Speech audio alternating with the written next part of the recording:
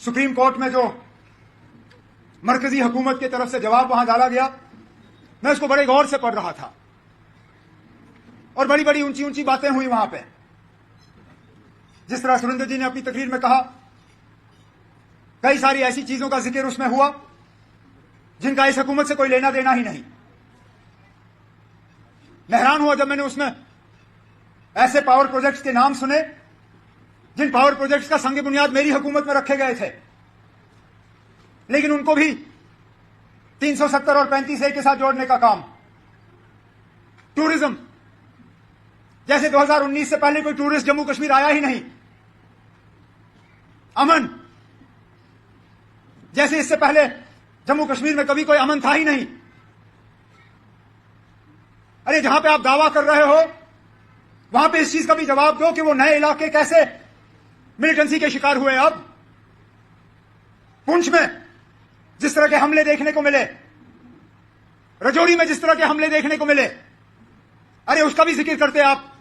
Supreme court case जो आपने file किया उस पर क्यों खामोश?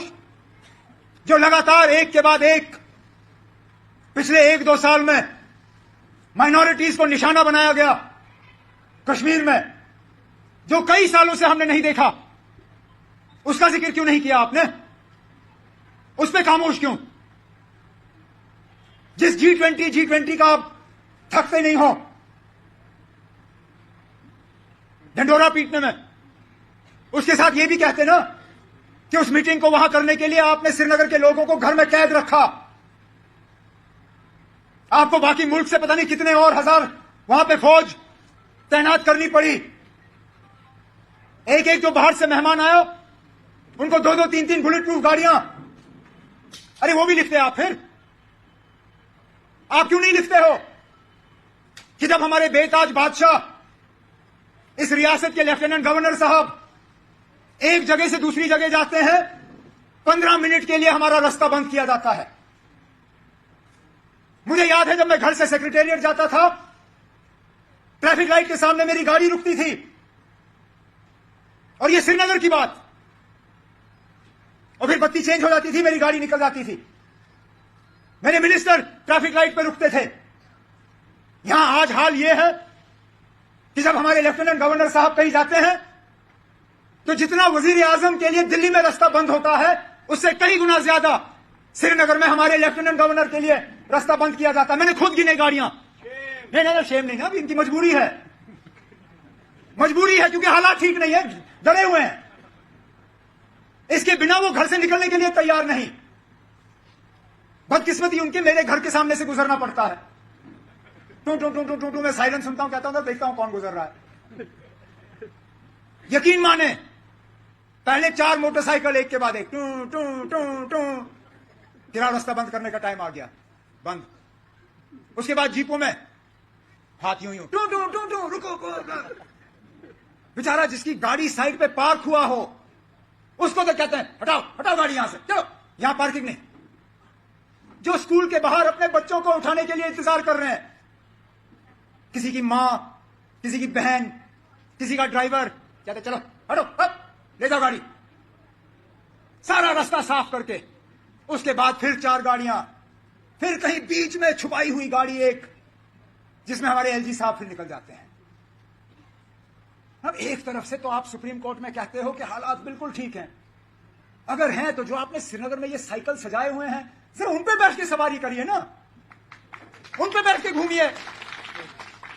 मैं मानूं हां जनाब हालात इतने ठीक हैं कि जो एज चीफ मिनिस्टर मैं नहीं कर सका, मैं गाड़ी में बैठता था, आज हालात इतने ठीक हो गए हैं कि हमारे एलजी साहब अब साइकिल पे बैठ के बिना ज्यादा सिक्योरिटी के 10 आगे 2-4 बंदे तो होंगे ही होंगे, लेकिन इतने वो अब ठीक समझते हैं हालात को कि वो गुजरने के लिए तैयार हैं। अब मुझे बताइए ना, अब सच क्या है? क्या सच वो है जो आपने सुप्रीम कोर्ट में लिख के दिया, या सच वो है जो हम जमीनी सतह पे देखते हैं कि बिना रास्तों को बंद किए हुए आप एक जगह से दूसरी जगह जा नहीं सकते हो क्योंकि मिलिटेंसी का इतना खतरा है? क्योंकि कहीं ना कहीं तो आप झूठ बोल रहे हो।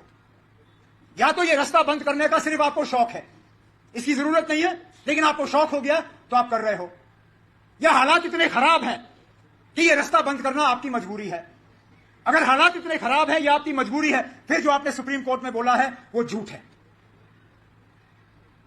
दोनों सच हो नहीं सकते। नौजवान बेरोजगार, उसकी बात क्यों नहीं? यहां लिस्टें निकलती हैं, दूसरे दिन लिस्टों के खिलाफ आवाज उठती है कि इसमें धांधली हुई है, तीसरे दिन लिस्ट को रद्द किया जाता है, चौथे दिन इंक्वायरी होती है, उसके बाद सिलसिला खत्म। बेचारे जो मेहनत करके, इम्तिहान दे के, सिलेक्शन का सारा प्रोसेस कंप्लीट करके ईमानदारी से वहां पे उस लिस्ट में दाखिल हो जाते हैं, पता नहीं उनमें से कितने सारे ओवरेज हो जाते हैं इंतजार करते करते कि कब हमें रोजगार का मौका मिलेगा। कीमतें आसमान को छू रही हैं। जम्मू का भी वही हाल होगा जो श्रीनगर का है। आज सब्जी वाला टमाटर बेचने के लिए तैयार नहीं है। 150 रुपए किलो टमाटर। जब हम जाते हैं सब्जी वाले के पास और उससे टमाटर पूछते हैं, कहते हैं ना टमाटर के भाव और जाफरान के भाव में ज्यादा कीमत फर्क है नहीं, टमाटर कोई खरीदता ही नहीं, हम रखते नहीं। 5 किलो चावल का वादा हुआ, दिखा नहीं, अब कहते हैं 15 देंगे। अरे 5 नहीं मिला, 15 कहां से आएगा? कहते हैं हम जमीनें देंगे। पहले तो आप जमीनें छीन रहे हो उन लोगों से जिनको उन जमीनों का मालिकाना हक है, और फिर बसा किसको रहे हो कोई पता नहीं, कोई इसमें सफाई नहीं। तभी तो ये लोग परेशान हो जाते हैं जब कोई सियासी थोड़ी सी गर्मा गर्मी हो जाती है। ये सुरेंद्र जी हैं, इतने बहादुर हैं कि वो ये और मैं जानते हैं कितना प्रेशर इन पर लगा पिछले दिनों में। अब कुछ चीजें हैं जो हमें अपने आप तक मतलब रखनी है, लेकिन आप अंदाजा नहीं कर सकते हो कहां कहां से इसको दबाव आया। मैं कहता हूं वो लोग अगर इस रियासत को चलाने में इतनी मेहनत करते, जितनी मेहनत इन्होंने इसको रोकने पे की, अरे यहां तो लोग इतने मुतमईन होते, इतने खुश होते कि किसी और चीज की जरूरत ही नहीं होती। अरे किन किन ओहदों पे वो लोग बैठे हैं जिन्होंने इनको पकड़ने की कोशिश की, कितने अफसर इनके पीछे लगाए। मैं इन अफसरों से कहता हूं ना, जरा सा शर्म तो करो। आप लोग सरकारी मुलाजिम हो, आपको हर हुकूमत के साथ काम करना है। ये लोग आज हैं, हमेशा के लिए नहीं होंगे। मत करो, हमेशा के लिए नहीं होंगे।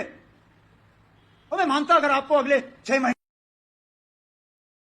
आप इन्हीं का साथ देते देते रिटायर हो जाओ, लेकिन वो लोग जिनको आगे 15-15, 20-20 साल का सर्विस है, कम से कम उस सर्विस का तो लिहाज करो। अपनी नौकरी के साथ इंसाफ करो, वफा करो। आपका काम नहीं है सियासत में पढ़ना, वो सियासतदानों का काम है। कौन आता है कौन जाता है, तो लगता है जैसे हुकूमत का काम है तंजीमों को यहां तोड़ना और जोड़ना।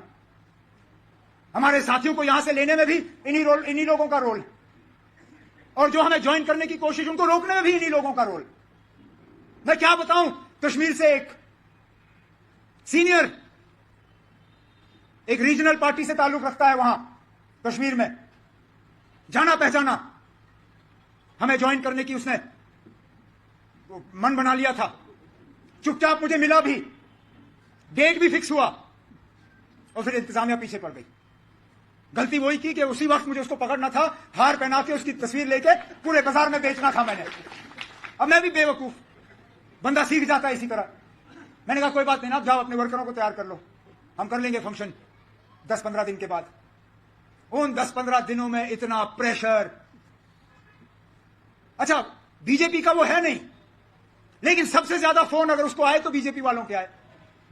आप नहीं जा सकते हो, हम आपकी बात आपको इससे कराएंगे, आपकी बात उससे कराएंगे, आप दिल्ली आओ, आपकी मीटिंग हम फलाने से कराएंगे। भाई ठेकेदार था, कहा तुम्हारे भाई के हम ठेके कैंसिल करेंगे। उसने हाथ जोड़े, कहा ना गलती हो गई, कान पकड़ता हूं, जहां हूं बैठूंगा, दिल नहीं लगता है लेकिन नहीं जाऊंगा। ये हुकूमत कर रही है, इसीलिए तो लोग परेशान हैं। और बिल्कुल सही कहा सुरेंद्र जी ने, जो मैं कहने जा रहा था।